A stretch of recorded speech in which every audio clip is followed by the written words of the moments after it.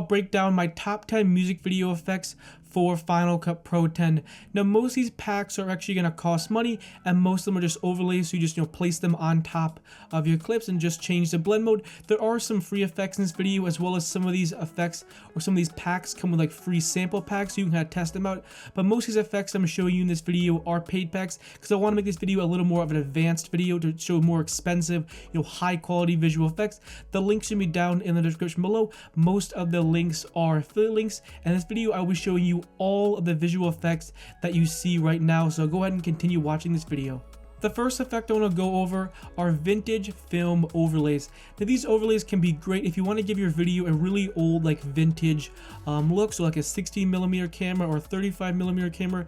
These overlays are really cool when it comes to just trying to give your video a little bit of that vintage vibe, that vintage feel. Now I use the dirty film pack and the film scratch pack from Cinepacks, and the first thing you want to do when you create these kind of effects is you want to kind of make them look a little bit realistic. So just like by slapping the overlay on top of your video, of course that looks really good, you just by adding a cool overlay, but you want to think to yourself, how is this going to look a little bit more realistic? So a couple of things that I kept in mind was I tried to change all the colors by just like adjusting the saturation. I tried to turn them black and white, because obviously a vintage video would have like a black and white, it wouldn't be like a color. So you want to kind of add like a black and white effect that can make the effect feel a little bit more authentic. You want to add obviously some like grain overlay on top, because obviously it's not going to look crystal HD 4K video. So you want to give it that old like vintage feel with adding either making the clip black and white. You want to add some nice grain overlays on top of your video. Again, anytime you're doing any kind of visual effect, you want to think of things that can just help sell the effect and make the effect look a lot more realistic. So usually to most of these effects, you just place them on top of your clip, and you basically the best way to do is you're kind of just going to change the blend mode to like screen, multiply, overlay. So you kind of just mess with them a little bit. You can also use these effects as transitions. So if you want to have a really cool like old vintage feel like transition, you kind of just take the clip, go frame by frame until you find a place in the clip where it's like completely covering the screen, and then you place a marker, then place that in between the two clips. But these vintage film overlays are really cool, really simple. They're just drag and drop overlays, place them on top of that clip, adjust them. You can adjust the speed of them. They're just really cool overlays, simple. Place them on top of your clip, change the blend mode, and you get that really cool old vintage feel and vibe to your music video. Now I also used a pack from Acidbyte called Cinemarkers, which again gives you that really old grungy vintage vibe to it. These are some really cool overlays. Acidbyte is a whole bunch of really cool visual effects, but I just found this Cinemarks was a really cool pack, because again it gives you that old vintage feel, and these effects are pretty easy. All you gotta do is just place them on top of your clip and adjust the kind of duration, and then of course you can adjust the different blend modes. They actually come with their own like sound effects, so you don't have to actually add sound effects. They actually come with sound effects. Drag them on top of your clip, change the blend mode, change with the position where the clip is, adjust the sound effect, and use some really cool vintage film effects. The next effect I want to go over are lens flare overlays. So these are really cool overlays that you can place on top of your clip to kind of give it that really cool like prism lens flare effect. It almost looks like you're putting something on top of your camera like a lens filter, but this is doing it all digitally. But these really cool effects, all you gotta do is just drag them on top of your clip, just kind of readjust them, adjust the position, adjust the scale, and in most cases just by changing the blend mode to screen, you'll be able to obviously see what you see, be able to see the background. You can again place this on top of your clips. You can also use this as transitions, but something to keep in mind when you're using lens flare effects is you want to make sure they kind of make sense. So you want to use it in clips that have light, so it looks a little more realistic. If you place it on a clip with no light, it can definitely not, it won't look that realistic. And again, you can use these as transitions. Now with this example or with other examples I show you in this video, you can actually readjust the speed. So all you do is click on Command R, and you can just retime the clip to make it go faster or slower to make sure it actually fits the clip. But again, you can use it as just simple overlays. You can use it as transitions. All you would do is you would take the clip, go frame by frame until you find a point in the clip where it's like completely covering the screen, place a marker, and then place that in between the two clips, and you can kind of use this again as overlays or as transitions. These are just really cool effects. Now these are from Cinepacks. They have a whole bundle. They also come with like free samples and individual packs, but I think they're just so cool. They're just very simple, very easy, but they add so much to your video. Just a simple lens flare effect can really make your video look a lot more dynamic and just look a lot cooler. Highly recommend you get these really cool lens flare effects for your videos. The next effect I want to go over is a really cool transition called the torn film transitions from Acid Bite. These are really cool transitions just to kind of give it that really cool torn film look. So all you would do is you would want to place like a Luma mask on top of your clip, and you're just going to change the blend mode to Silhouette Luma, and that way you'll be able to create a really cool effect.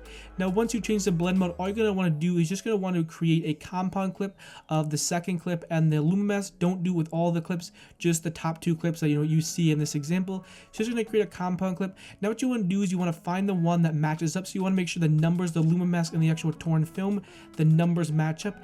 And all you're going to do is just going to change it to screen, so obviously you can see what's behind it. And there you go, you have a really cool torn film transition. As you can see, kind of go slow, kind of go frame by frame.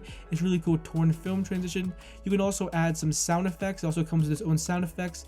I think it comes like 8 torn film transitions, but you can add some sound effects on top and below the actual effect. And there you go, you have a really cool torn film transition. The next effect I want to go over are these really cool cracked glass transitions from Acid Bite. Now I've actually never seen these effect anywhere else besides Acid Bite, so if you've seen this effect before, these are all from Acid Bite. So it's really cool, really clean transition. So what you're going to do is you're going to place the glass transition on top of the second clip, which would be on top of the first clip, and you're just basically going to retime the speed. Now this is really important. You want to make sure that the speed of both of these copies are exactly the same, or else it's just gonna mess up. Now what you want to do is you want to select the middle one, and you want to change the blend mode to Stencil Alpha. So you're just going to change the blend mode to Stencil Alpha. We're just going to disable the top clip just so it's easy to see what I'm doing. Now what you're going to do is you're going to select the actual glass transition and the clip below it, just these 2 clips, not the very bottom clip, and you're just going to create a compound clip. Very easy. You're basically just you're just grouping the clips together. If you don't do this, obviously you won't be able to create the transition. Let's go ahead and just re-enable the top clip. Just basically what the top clip is going to do is going to kind of add to the glass and give it a little more like reflections. So by doing that, we're just going to easily just change the blend mode to screen, and it will just overall make the effect a lot better. It obviously has its own sound effects built into it. Just adjust the volume and you have a really cool cracked glass transition. And the next effect I want to go over are these really cool scribble like overlays or scribble transitions. Now this pack is from Cinepax and it has these already like pre-built in scribble animations, which can just look really cool. Now in this case, we're actually going to use it to kind of like track an object or have it tracked onto an object. So I'm going to do is you're going to add an object tracker. You're just basically going to adjust it.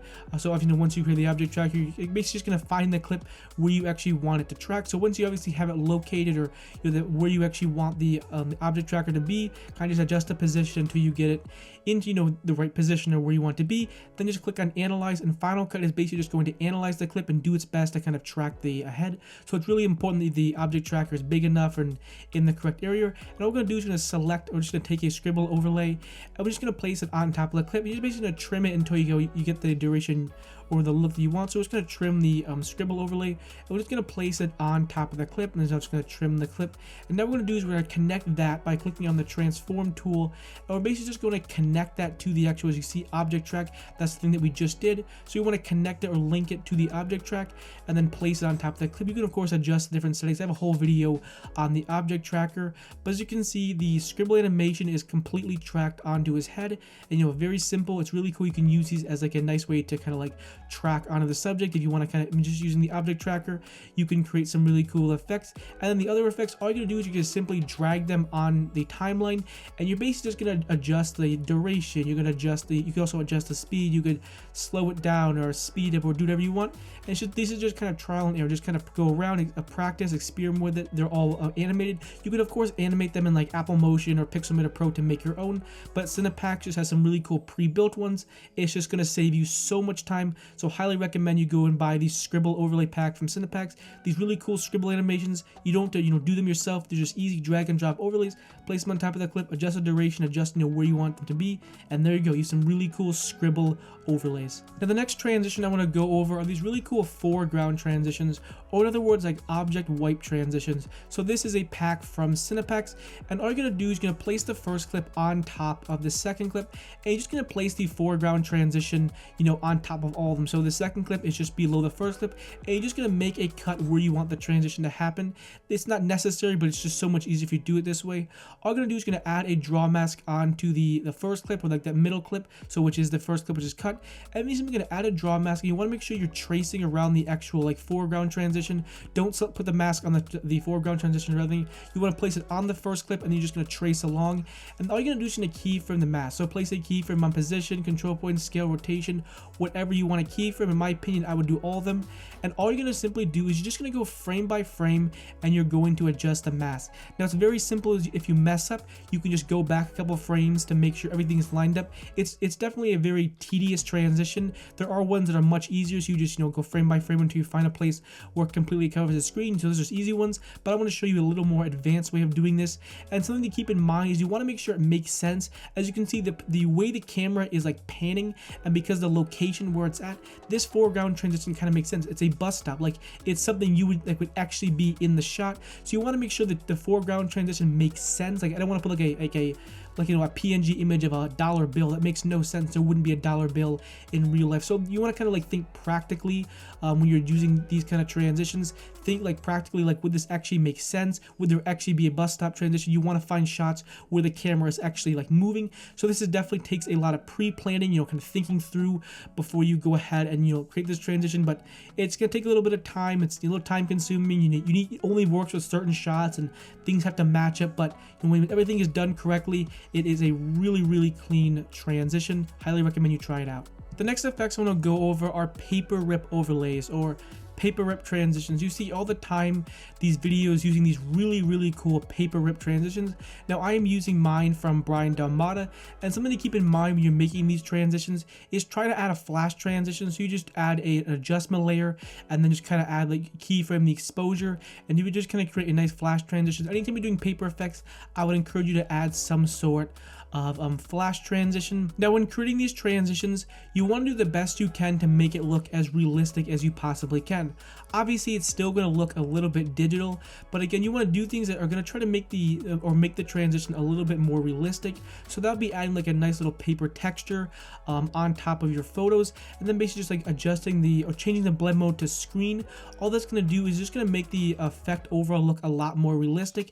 And then I would always encourage you, anytime you add like a paper rip on top of your clip, is just to create a compound clip, because it's so much easier to move the photos all together when they're grouped together. So a compound clip is something I'd recommend, but do your best to try to make the effect as realistic as you possibly can. And you're just simply going to place the clip on top of your first photo. It's basically kind of just like these effects are basically like stacking.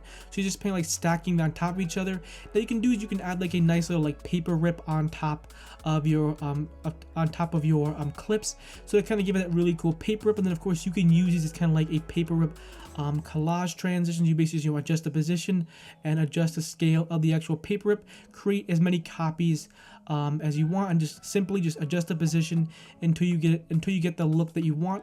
And basically this is definitely a very time consuming effect, because they're kind of done in sequences. There's no like preset for this effect. You have to kind of do these frame by frame, so these effects can be very time consuming. So definitely set aside time when you're doing any kind of paper effects. They will take time. I'm warning you, they're gonna take a lot of time. And basically all you're just doing is you're basically just adjusting or placing a mask on top of the actual photo, and you're basically just zooming out and you're tracing along the paper rip. You want to make sure the mask is actually applied onto the photo, and you're tracing along the actual paper rip, and you're just gonna have to keep doing this for as many as you want. Make sure the clips are cut individually for these different sequences. So yeah, a little time consuming. Is gonna take, you definitely put some time aside to be able to create these really cool transitions. Again, make sure the mask is on the actual photo and you're tracing along the actual paper rips, and then you basically, as you can see, they're just built into different sequences. You can also add these really cool like paper overlays. So all you would do is you'll place it on top of the clip, and you're going to change the middle one to stencil alpha. Of course, you can adjust the rotation and the scale too, but basically what you're doing is you're taking the middle one and you're changing that to stencil alpha, and then you're creating a copy and you're just changing that one to screen. So very simple. Realistically, you'd want to do this in Photoshop, but this is a really cool hack. So again, just change it to stencil alpha, and then you're just going to create a copy of the paper rip overlay, and then you're just going to change it to screen. And then as you can see, there you go. You have this really cool paper rip overlay, and of course create a compound clip. It'll just make it a lot easier, as well as if you don't make it a compound clip, you're not going to be able to see what's actually behind the actual paper rip. So make sure you create a compound clip, and all you're going to do is you're going to take that paper rip and you're just going to place it on top of that clip, and then basically all you're going to do is you're basically just going to line them up so you have them offset by 4 or 5 frames, as many as you want, and there you go. You have this really cool paper rip sequence. All these paper effects are from Brian Dalmata, and the affiliate link or the link is gonna be down in the description below. The next effect I'm gonna go over are like fire effects or burning paper transitions. Now these are from FCPX. They're very easy. There is a free sample pack, but if you want to buy the full pack, I would definitely highly encourage you or recommend you to do that. So there's a couple of different ways of using it. You can use these really cool fire bursts as transitions. So all you would do is you take the clip, kind of go frame by frame until you find a place where it completely covers the screen, and then line that up in between the 2 clips. And then anytime like overlay has a black background, change the blending mode to screen so you'll be able to see what's actually behind it. And if I play the video, as you can see, you have this really clean like fire transition, and then obviously this really cool like paper burn transition. So you're gonna do is you're gonna place it on top of your clips, and you're basically gonna retime it if you want to. So just it depends on your clip, and basically you want to make sure you keep in mind how fast you sped it up, if you did speed it up or slow it down, because when you do the other one, this is like the kind of like the I guess kind of like the Luma mask. You want to make sure that the actual the retiming of the 2 clips are the same, because they're purposely lined up that way. So you want to make sure that the time, so just keep in mind the time you actually sped it up. You want to make sure it's the same for both clips, or else it's not going to line up and it's going to look really weird. So simply create a compound clip of those 2 clips, and then basically that's pretty much the transition. So once I create a compound clip, as you can see, there we go, simple as that, and you create this really cool paper burn transition in Final Cut using FCPX Fire Effects Pack. The next transition I want to go over is this really cool zoom through mask transition or zoom out transition. Now this effect can be done without any type of like paid plugins. So all you're going to do is you're going to create a freeze frame of the first frame of the second clip, and what you're going to do is you're basically going to take that freeze frame and then place it on top of the first clip. Of course I set it to 1 second. You can of course set to whatever you want, and then you want to take the actual clip itself and make sure it's lined up. So all it is just a freeze frame, like a frozen frame of the second clip on top of the first clip. So if I play the video, as you can see, it's just a frozen frame. Now what you want to do is you want to just add a draw mask on top of that actual freeze frame, and what you're going to do is you're basically just going to find a place or find something that you want to cut out. You want to make sure you pick a clip with like, let's say like a circle, like a watch or a car window. For example, as you can see, this is a sign. You want to pick a clip with like a really easy object to cut out. So obviously something that makes sense. So again, like a watch or a car window. And in this example, I just have a sign. Obviously this is definitely gonna be only used on certain type of clips. You want to make sure it's like a clip with a very easy shape, so like a circle, a rectangle, a square, or a triangle. It'll just make this effect look a lot better. You obviously also want to use clips that kind of have like a really kind of like close-up medium shots. Like this example, this clip is just a medium shot, so I would definitely probably use clips like that, very close-up shots, because if it's like a really far away shot, the zoom is going to be way too fast, way too sudden, and just not look that good. So all you're gonna do is gonna take the clip and basically just gonna scale, you're gonna increase the scale of the clip. Now what you're gonna do is you're basically just gonna keep adjusting the scale until completely you can't see any of the actual freeze frame in the first clip. So you want to make sure it completely zooms all the way in, and of course you adjust the position, make sure it completely covers the screen. As you can see in this example, you don't want to see any of the borders. You want to make sure it's completely zoomed out. All you're going to do is you're going to place a keyframe on scale and position, and then you're going to go to the end and you're just going to reset it. So change the position to 0, the X and Y, make sure that is 0, and then take the scale and you want to make sure the scale is at 100. All you're basically doing, and all you're just simply doing, is you're basically just resetting the position. So you can see it starts in that position and then to slowly zoom all the way out. So there we go. You have a really clean zoom out transition. If you want to add that other cool thing with a sign kind of pops up, you want to make sure you just create a duplicate layer and then just kind of uncheck the invert mask, and then kind of just move this sign down in the position. I went back like 15 frames or so from the end of the clip and basically just keyframed it and reset the keyframe so it kind of like slowly slid up. So you see, you go back every like 12-15 frames and basically just keyframe the scale and position so that it slowly slides up. So it's just really cool. As you can see, I just placed a keyframe and then I went to just a keyframe in position, and I went to the end of the clip, reset the position. So as you can see, now the sign is going to slowly slide up in the last like 12 or 15 frames of the video, and And as you can see, that just looks really cool. So if I play the video, this is what it looks like. It kind of just zooms out of the sign, and that sign itself kind of slides up. And of course, you can also like open the keyframe graph to kind of adjust if you feel like it's going a little too fast or a little too slow. That's of course a personal preference, but there you go. You have a really cool zoom out transition. So if I play the video, as you can see, kind of going frame by frame, it kind of zooms out into the second clip, and the sign kind of slides up. Really clean, really nice transition. It's completely free. You don't need any kind of plugin or preset or anything. And there you go. Really nice, really clean transition. The last step when it comes to any kind of like freeze frame animations is you want to add motion blur. And what motion blur is going to do is going to add blur to the actual animation, which is in turn is just going to smooth it out. Watch your freeze frame transition without motion blur and then with motion blur. Trust me, it makes a massive difference. So you want to make sure you actually add motion blur on top of your zoom out transition, and trust me, it'll look so much nicer placed on top of both of the animations or however many you have. Motion blur is really important. It's a free plugin. Link is down in the description below. Trust me, add motion blur to your keyframed animations. Now, the last transition I want to go over is of course the freeze frame transition, one of the most popular and most iconic transitions probably of all time, even including rotoscoping.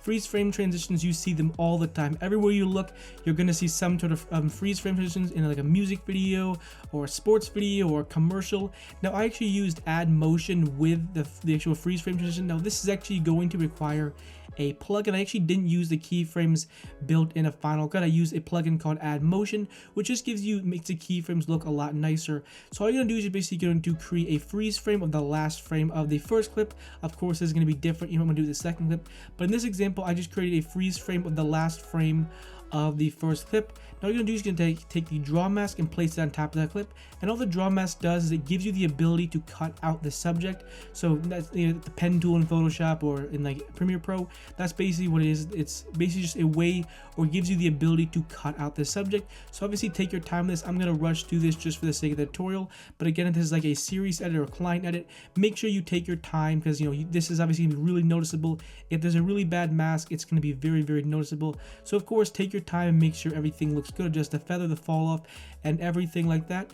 Now I'm going to basically just going to create a duplicate, so kind of like the background, and I'm just going to delete the actual draw mask, because I kind of want the cutout to fly out as well as the background to kind of slide down. And I'm just going to create a compound clip with a cutout and the background. All this is going to do is just going to be easier for add motion, because sometimes when you apply this plugin, you don't create a compound clip, it can kind of glitch out. So I would encourage you to create a compound clip and then add the add motion plugin. So all you're going to do is you're basically just going to go to your effects panel, and you're just going to type up add motion, which would be an effect, and it'd be pretty self-explanatory to actually download this plugin. This plugin is from FX Factory. It is a really cool plugin. Basically, the simplest explanation of what it does is it gives you the ability to ease your keyframes. So you see in After Effects and Premiere Pro, you see all the time people saying like easy ease keyframes, and you're looking at Final Cut and saying, where in the world I can't easy ease my keyframes. The keyframing is sometimes can be a little rough and a little abrupt. So by using Add Motion is a really cool plugin that gives you so much control of your keyframes. You can ease in, you can ease out. It's so much faster, it's so much easier. I think it costs around $50. It's not super expensive, and for what it does, it's well worth it. So basically you just have like an A and a B position. The A is the start point and the B is the end point. So just basically in this case, where the A position and everything start at 0, and then we're just basically going to take the B position and scale. I'm going to adjust it off because the B is the end, so A is the start and then B is the end. So you basically just keep that in mind. So obviously you adjust the position and scale, and as you can see, it's slowly zooming out. And I'm actually going to change the keyframe path to Easy Ease 2 for both of them. Of course, you can change the takeoff and the landing to get the specific look that you want. You can also increase the duration if you feel like it goes a little bit too fast. However, I wouldn't increase it too much if you're using like a Easy Ease keyframe. So if I play the video, as you can see, it starts off slow and then gradually. So you can see there's no possible way to create this effect in Final Cut. You're going to have to use a plugin. Now what you want to do is you want to select the Add Motion or apply the Add Motion plugin to the background and do the exact same thing. Set a start point and then set an end point. And then of course, basically you can go to the takeoff and the landing, and basically just adjust it until you get the look that you want. So again, B is the end position, A is the start position. So adjust it accordingly to get the specific look that you want. And as you can see, you're going to drag it off using the B position, and there you go. Of course, you can do a rotation, a scale, and a scale out, whatever looks good. You're just going to ease the keyframes, so it kind of starts off slow and then gradually increases, which is just the one thing that sucks about Final Cut, is it doesn't have the ability to easy ease keyframes. They're good, but they're just so abrupt and kind of in your face, so being able to easy ease keyframes is just so nice. Highly recommend this plugin. I think it also comes with its own motion blur with the extra plugin and stuff. I still use the plugin, motion blur plugin from Ryan Nagel, just because I think that looks a lot better. But of course, obviously once you have your transition and everything like that, you want to add motion blur on top of the actual animation. What that's going to do is going to add a little bit of blur to the transition itself, and all that's going to do is it's going to smooth it out and make it look so much nicer. Watch your animation without motion blur and with motion blur. Trust me, it makes a huge difference. It makes it so much more realistic. It cleans it up and just overall makes it a lot nicer, as well as it can sometimes hide mistakes in your masks. So there we go. That is an example of a freeze frame transition, the most popular transition of all time. Anyways, hopefully you enjoyed this video. Hopefully you found it helpful and informative. If you're new to this channel, I upload Final Cut Pro 10 and Apple Motion 5 tutorials every week at 10 a.m. Eastern Standard Time. So if you enjoy these types of videos, definitely consider hitting that subscribe button. Also be sure to check out my Final Cut Pro 10 playlist, where there's over 300 tutorials to learn from. Lastly, make sure to check out my website where I sell Final Cut Pro 10 plugins. Anyways, I will see you in the next one. Peace.